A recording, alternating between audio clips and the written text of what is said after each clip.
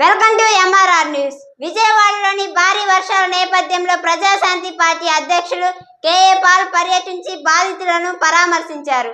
ఈ సందర్భంగా ఆయన మాట్లాడుతూ భారీ వర్షాల కారణంగా ప్రాణ నష్టం, ఆస్తి నష్టం వాటిల్లడంతో కేంద్ర ప్రభుత్వం దృష్టి సారించి తెలంగాణకు, ఆంధ్రప్రదేశ్కు 10,000 కోట్ల రూపాయల చొప్పున వెంటనే మంజూరు చేయాలని, మృతి చెందిన వారికి ₹1 కోటి చొప్పున ఎక్స్‌గ్రేషియా ఇవ్వాలని కేఏ పాల్ విజ్ఞప్తి చేశారు.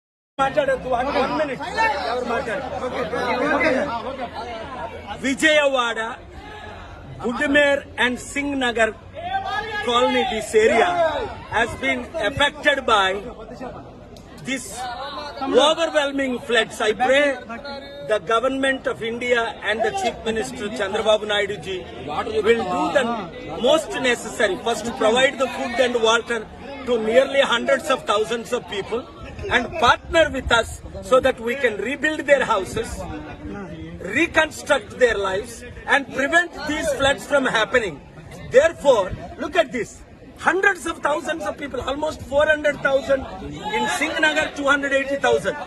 చూడండి, విజయవాడలో ఈ రోజు ఈ విధంగా లక్షల మంది ఇల్లు పోగొట్టుకోవడానికి, వారి జీవితాలు నాశనం అవడానికి కారణం ఏమిటంటే ఈ బుడిమేరు, ఈ గవర్నమెంట్ పాలిటీషియన్స్ కొంతమంది ఆక్యుపై చేసి ఈ బిల్డింగ్లు కట్టడం. దానివల్ల బాంబే కాలనీ ఏంటి, ఇంకొక కాలనీ ఏంటి, పాకిస్తాన్ కాలనీ, ఈ కాలనీలన్నీ ముగిలిపోవడానికి కారణం. నిన్న మీరు చూశారు, సెప్టెంబర్ 2 మునిగిపోయినంత బస్ స్టాండ్లు కూడా సగం విజయవాడ మునిగిపోయిందని. అందుకే నేను 3 డిమాండ్లు చేస్తున్నాను. ఒకటి, మోదీ గవర్నమెంట్ దాదాపు 10,000 కోట్లు ఆంధ్రప్రదేశ్ కి, 10,000 కోట్లు తెలంగాణకి